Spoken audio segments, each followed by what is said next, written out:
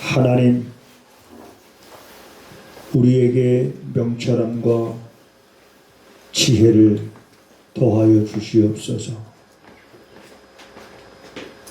악인의 꾀를 쫓지 않고 죄인의 길에 서지 아니하며 오만한 자의 자리에 앉지 않도록 우리의 발걸음 인도하실 때에 그 인도하신 손에 이끌려 우리가 나아갈 수 있는 삶이 되기를 원합니다.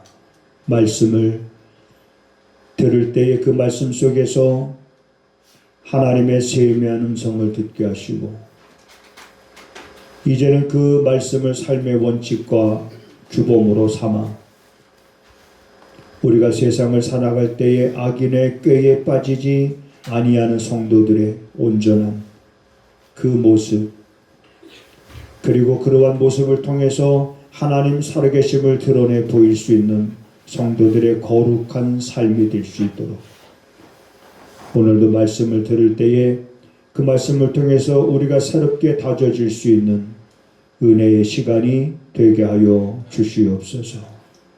말씀을 들을 때 방해받지 않게 하시고 깨닫지 못하는 이들이 없도록 성령님께서 도우시기를 간절히 원하옵고 예수님의 이름으로 기도하옵나이다. 아멘. 아멘. 내 아들아, 내 아비의 명령을 지키며 내 어미의 법을 떠나지 말고 그것을 항상 내 마음에 새기며 내 목에 매라. 그것이 너의 다닐 때에 너를 인도하며 너의 잘 때에 너를 보호하며 너희 깰 때에 너로 더불어 말하리니 대전명령은 등불이요 법은 빛이요 훈계의 책망은 곧 생명의 길이라. 이것이 너를 지켜서 악한 계집에게 이방 계집의 혀로 호리는 말에 빠지지 않게 하리라. 아멘. 아멘. 우리 인생의 여정 속에 한 번쯤 이렇게 되돌아보면 자신이 행한 일들에 대해서 아마 후회하는 일들이 없지 않아 있을 겁니다. 우리가 잠언 5장에도 보면 한 인생이 자기의 삶에 대해서 그때 내가 왜 그랬던 거 하면서 누군가로부터 책망이나 훈계를 받았을 때 왜 내가 싫어했는지, 누군가 나를 꾸짖을 때 내가 왜 그것을 가볍게 여겼는지 이렇게 말하고 있습니다. 두렵건대 마지막에 이르기를 내 몸, 내 육체가 쇠퇴할 때에 내가 한탄하여 말하기를 내가 어찌하여 훈계를 싫어하며 내 마음이 꾸지람을 가벼이 여기고 내 선생의 목소리를 청종치 아니하여 나를 가르치는 이에게 귀를 기울이지 아니하였던고 하면서 자신의 그러한 삶을 탄식하는 이런 모습을 우리가 5장에서 볼 수가 있습니다. 그리고 나서 이제 6장으로 넘어오면서 오늘 우리에게 주는 말씀은 아비의 명령을 지켜라. 아비의 명령을 지켜라. 내 아들아, 아비의 명령을 지키고 어미의 법을 떠나지 말라.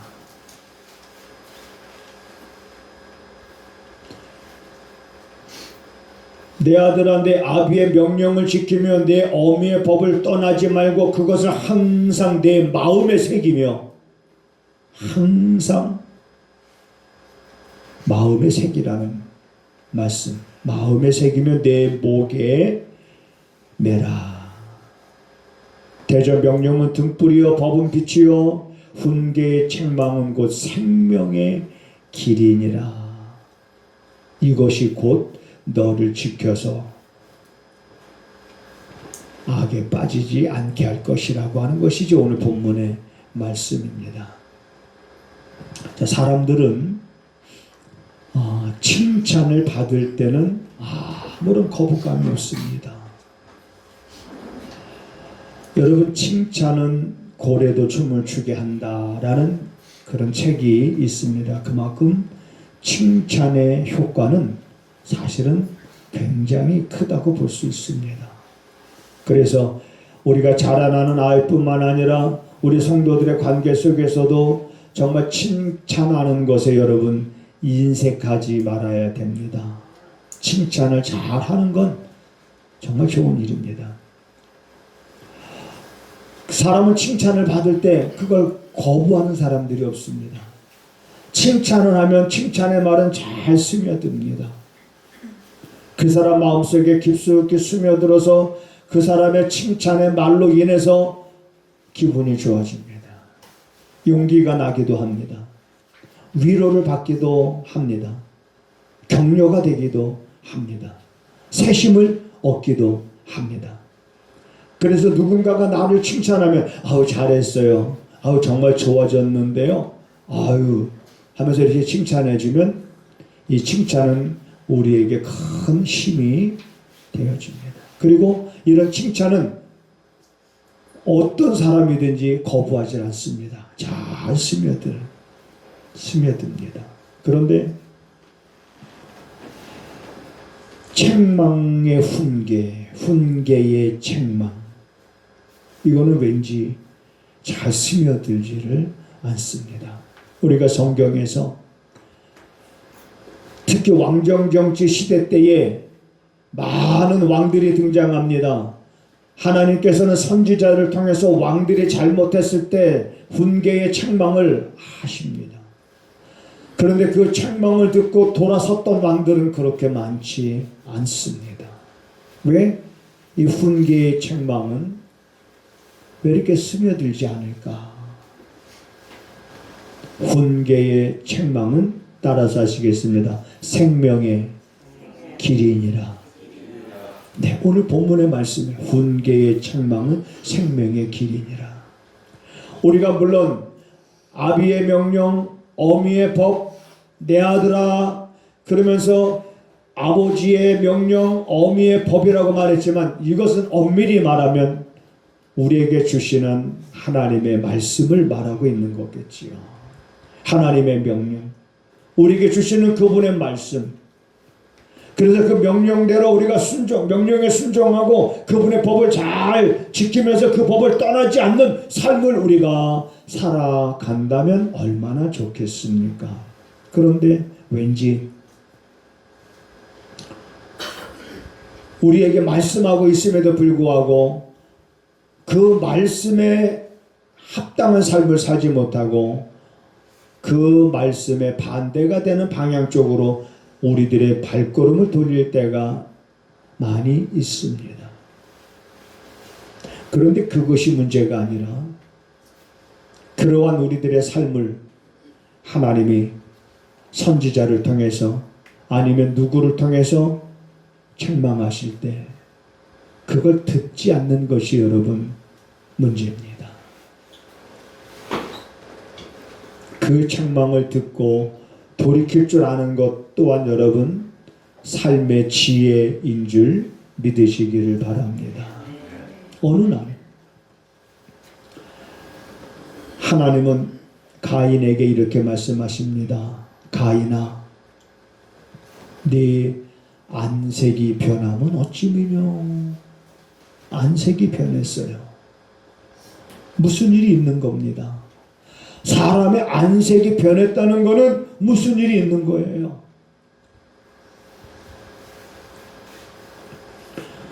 어제 악기 배우러 오시는 분이 있습니다. 한 75세 정도 되신 분인데 어제 그분이 이제 알았나 봐요.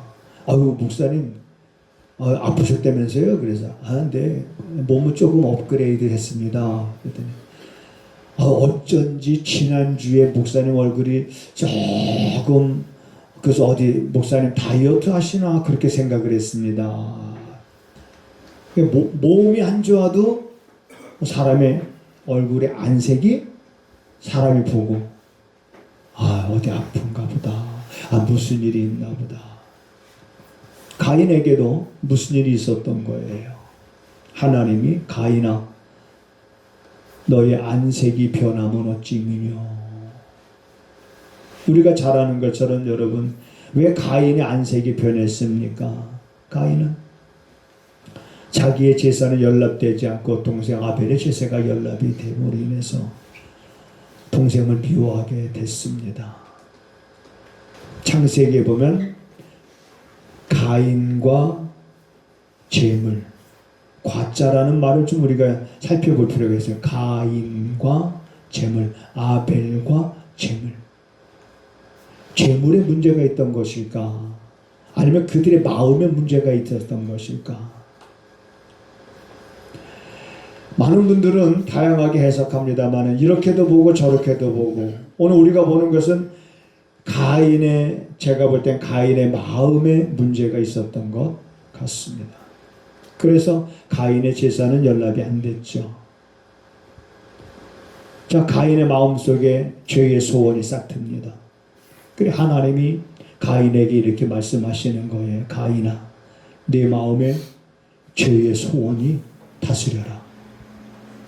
지금 내 안에 그런 악한 생각들, 더러운 생각들, 추한 생각들, 죄에 대한 그런 소원들로 내 마음에 가득 차고 있으니 너는 그 죄의 소원을 다스리라 라고 하나님이 훈계하시고 책망하십니다.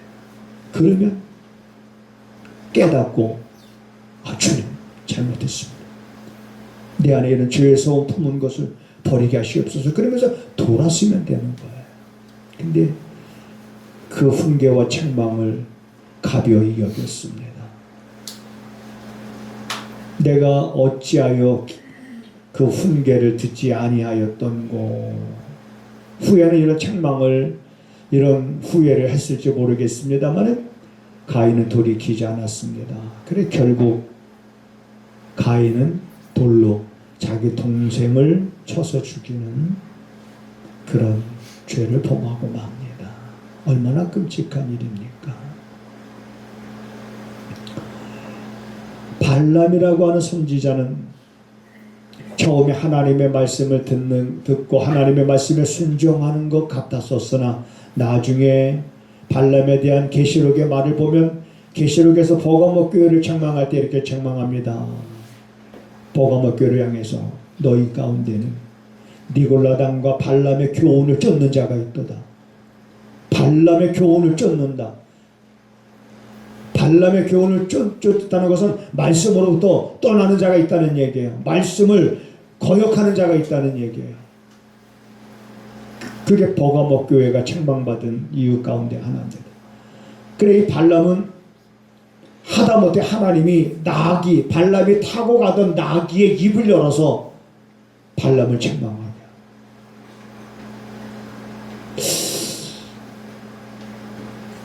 우리는 성경을 보면서 나귀가 말을 했다. 나귀가 주인은 하나님의 사자가 칼을 들고 서 있는 걸 보니까 나귀는 피해서 가려고. 근데 발람은 그걸 못 보니까 자기 나귀를 때리고 3번씩이나 때리고. 하나님이 나귀의 입을 열어서 왜 나를 때리냐 3번씩이나. 내가 언제 너한테 이런 행동을 보인 적이 있느냐. 하나님이 발람의 눈을 열어서 칼을 들고 있는 사자를 보게 하잖아요. 그걸 보기 전에 발람도 내가 칼이 있었으면 내가 너를, 나귀를 향해서 너를 죽였을 것이다. 깨닫지 못합니다. 그래도 깨닫지 못합니다. 사울왕은 어떻습니까?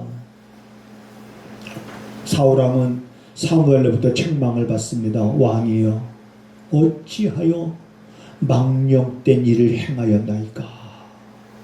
어찌하여 망령된 일을 행하였나이까? 그거는 왕이 할 바가 아니라 그거는 제사장이 해야 될 일인데 어찌하여 왕이 다급하다고 기다리던 사무엘 선지자는 오지 않는다고 왕이 어찌하여 하나님 앞에 제사를 직접 하시려고 하나이까?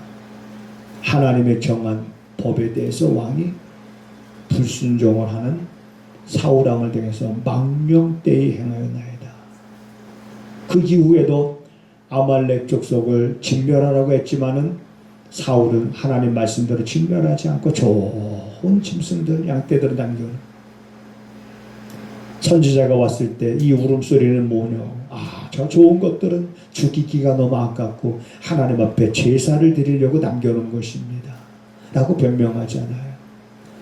선지자가 책망할 때 깨닫고 돌이키지 않는 사울 왕은 여러분 그 삶의 마지막이 어떤지 우리에게 교훈을 주고 있는 거예요. 여호람이라는 왕은 어떻습니까? 여호람이라는 왕은 여호사밧 왕의 아들이에요. 그 여호사밧 왕은 정말 하나님을 경외하는 왕이었어요. 근데 그 왕의 아들 여호람은 그렇지 못했습니다. 그래서 엘리야로부터 책망을 받지만 훈계의 책망을 받을 때에 그 책망을 듣지 않습니다. 결국에는 그 여호람 왕은 창자의 병이 들어서 나중에 창자가 배 밖으로 튕겨져 나오므로 인해서 죽게 되는 그런 끔찍함, 그런 모습이 우리에게 어떠한 교훈을 주고 있는 것일까? 요아스 왕은 어떻습니까? 요아스는 이제 반역에 의해서 7살 때 겨우 여호야다라고 하는 제사장을 통해서 구출됩니다. 그리고 여호야다 제사장이 그 7살 된 요아스를 잘 양육해서 나중에 요아스가 왕위에 오르도까지 한 역할을 한 사람이 여호야다 제사장입니다. 그런데 여호야다가 사는 날 동안에는 하나님을 경외하고 하나님을 의지하다가 여호야다가 죽고 나자 그때부터는 반역을 하기를 시작을 합니다. 하나님께서 여호야다 제사장의 아들 스가랴의 마음을 감동시켜서 그 요아스의 왕의 잘못됨을 책망합니다. 그런데 이 요아스는 자기가 받았던 은혜, 여호야다가 베풀었던 그 은혜는 생각지 아니하고 그의 아들 스가랴를 돌로 쳐서 죽입니다. 훈계의 책망은 생명의 길이라고 말하고 있는데 이상하게 사람들은 훈계의 책망을 들으면 더 강박해지는 것 같아요. 더 마음이 완악해져 가는 것 같아요. 아마샤라는 왕은 어떻습니까? 선지자의 경고를 듣습니다. 그러자 화를 내면서 너 맞고자 하느냐? 그러면서 자신을 경고하는 선지자를 향해서 이러한 협박과 위협을 하는 아마샤 왕을 볼 수가 있습니다. 여러분, 우시야 왕은 어떻습니까? 우시야 왕은 아까도 사울이 범했던 범죄와 비슷하게 자기가 하나님 앞에 제사를 드리려고 성전에 드리려고 할 때에 제사장이 그 길을 막습니다. 이거는 왕이 할 바가 아니니이다. 그랬으면 깨달아야죠. 그런데 그 소리를 듣고도 자기의 고집대로 하다가 그 순간에 이마에 문둥병이 발해서 평생 문둥병으로 투병하다가 결국 죽습니다. 그런데 여러분, 다윗 왕은 어떻습니까? 다윗 왕도 완전한 범죄를 꿈꾼 사람 가운데 하나입니다. 자기가 죄를 범한 것에 대해서 완전한 범죄, 아무도 알 수 없는 줄 알았어요. 그 범죄가 아주 완벽하게 이제는 은닉될 줄 알았습니다. 그런데 나단의 선지자를 통해서 자기의 범죄가 실상이 드러나자 여러분, 다윗의 훌륭한 점은 그가 왕으로서 많은 어떤 행정력을 발휘했고 통치력을 발휘해서가 아니라 다윗 왕의 훌륭한 점은, 본받을 점은 그가 훈계와 책망을 들었을 때 엎드리고 하나님 앞에 회개할 줄 아는 왕이었다는 겁니다. 이게 다윗의 위대한 점이에요. 왕이었지만 그가 바로 당신이다라고 하는 나단의 그러한 선지자의 책망을 듣고 다윗은 식음을 전폐하며 눈물로 침상을 띄우며 하나님 내게 구원의 즐거움이 회복되게 하여 주시옵소서라며 기도했던, 회개에 기도했던 다윗 왕. 많은 사람들은 칭찬에는 익숙하지만 그러나 훈계의 책망을 들을 때는 왠지 마음이 더 강팍해지는 것 같습니다. 그러나 오늘 잠언에서는 분명히 우리에게 이렇게 말하고 있습니다. 훈계의 책망은 생명의 길이니라.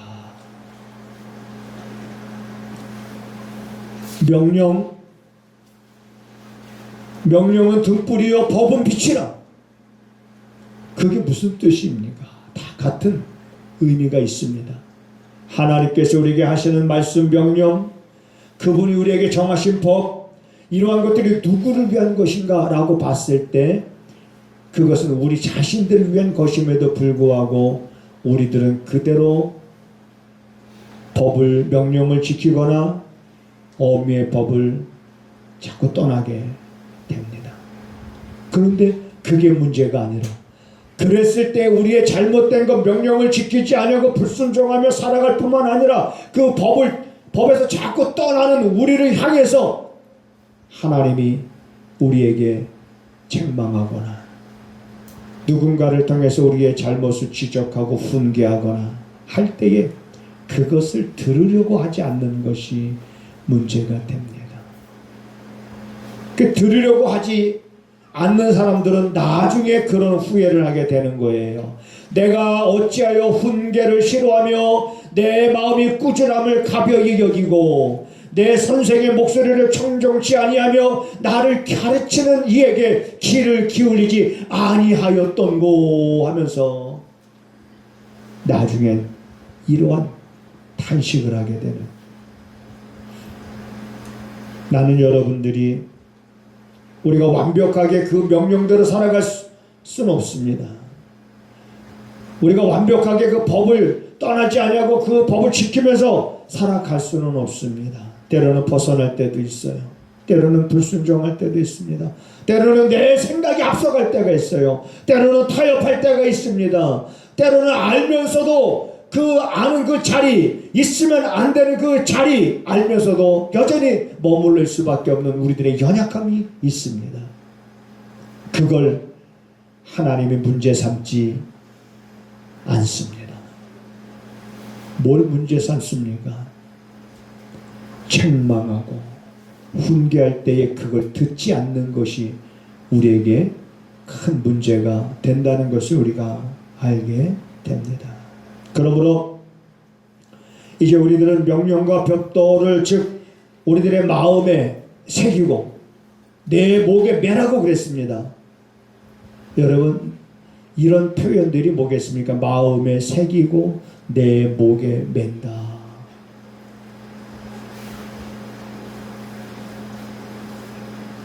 내 목에 매며 날마다 말씀을 묵상을 통해서 여러분, 우리들의 양심이 세척이 되어야 됩니다. 양심이 세척이 되어진다는 건 뭐냐면 양심이 깨끗해진다는 거예요. 양심이 깨끗해져야 그 양심의 기능을 발휘할 수가 있습니다. 양심이 더러워지면은 제 기능을 발휘하지 못합니다. 양심이 더러워지면 조그마한 죄악들은 그냥 죄로 여기지 않고 무덤덤하게 그냥 지나갑니다. 양심이 깨끗해지면 어떤 죄와도 타협하지 않게 됩니다. 왜 양심이 깨끗해져야 되느냐? 양심은 하나님의 세미한 음성을 듣는 채널이기 때문에 그렇습니다. 양심이 더러워지면, 무뎌지면 하나님이 말씀하시는 세미한 음성을 들을 수가 없습니다. 그래서 성경은 예수님께서 팔복을 말씀하실 때 우리에게 이렇게 말했습니다. 마음이 정결한 자가 복이 있다. 마음이 깨끗한 자가 복이 있다는 거예요. 마음이 정결한 자, 우리 안에 있는 이러한 양심, 선한 양심, 화인 맞은 양심이 아니라 날마다 말씀으로 세척되어져서 깨끗해지는 양심을 통해서 하나님이 말씀하시는 세미한 음성을 듣고, 우리는 그 말씀을 듣고 그리고 그 말씀을 내 삶의 원칙으로 삼으면서 내 발걸음을 한 걸음 한 걸음 내딛는데 그 말씀이 기준이 돼야 될 줄로 믿습니다. 내 발걸음을 한 걸음 내딛는 것, 아무런 생각 없이 내딛는 것이 아니라 한 걸음 내딛는 것조차도 하나님의 말씀이 기준이 되어서 내 발걸음을 한 걸음 내디딜 줄 아는 그러한 삶을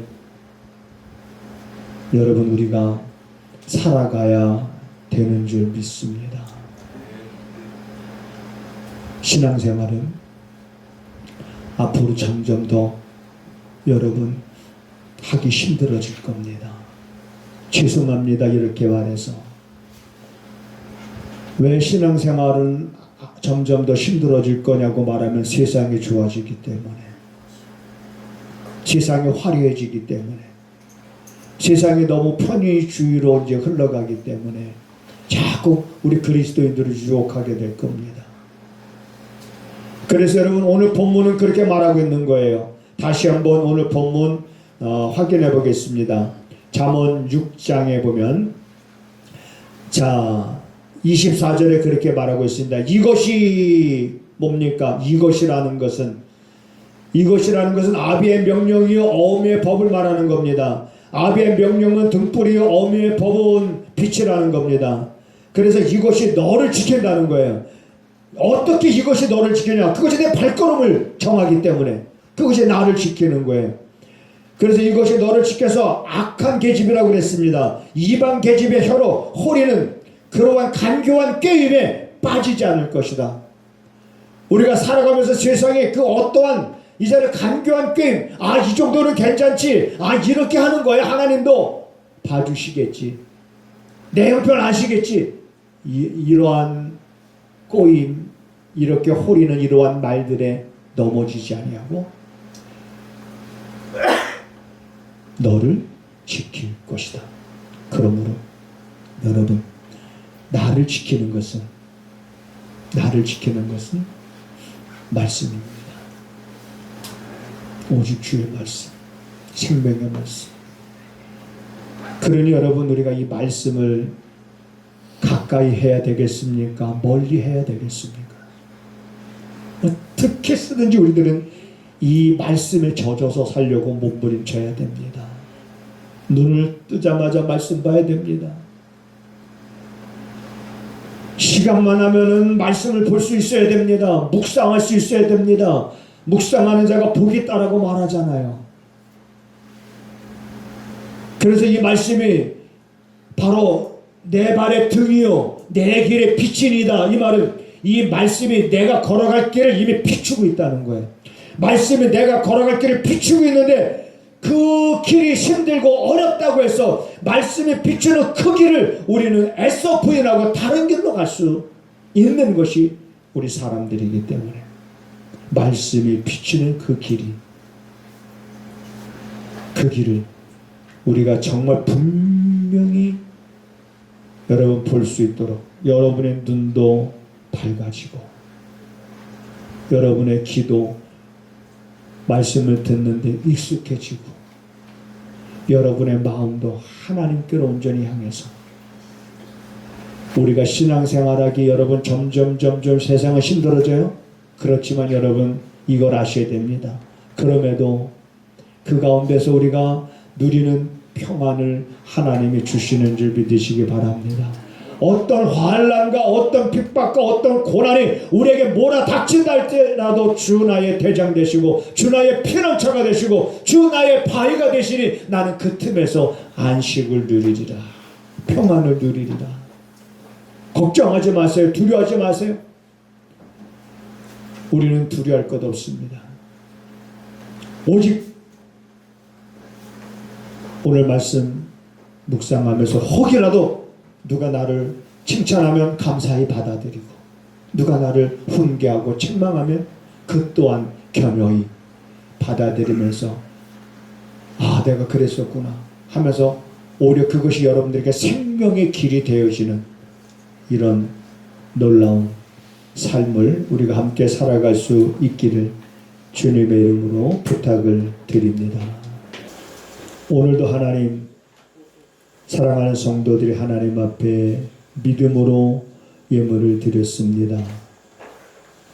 주일헌금을 비롯해서 선교 예물과 감사 예물과 또한 11조 예물을 구별하여 드립니다.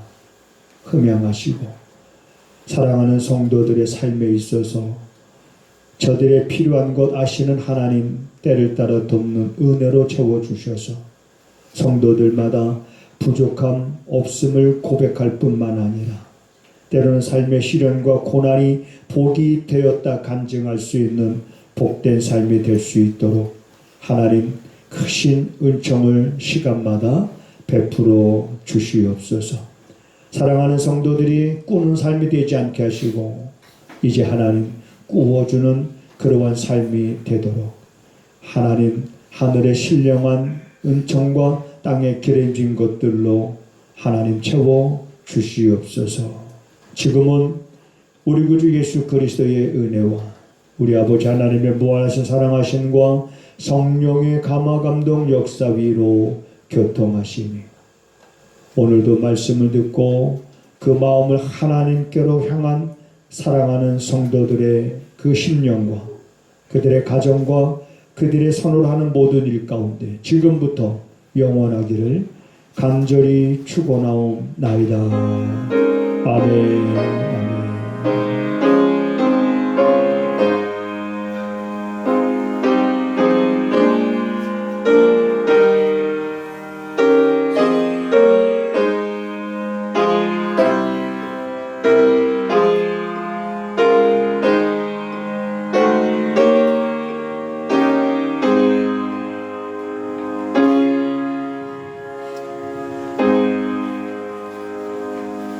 아멘. 하나님을 크게 봅시다. 그래서 인사하시겠습니다.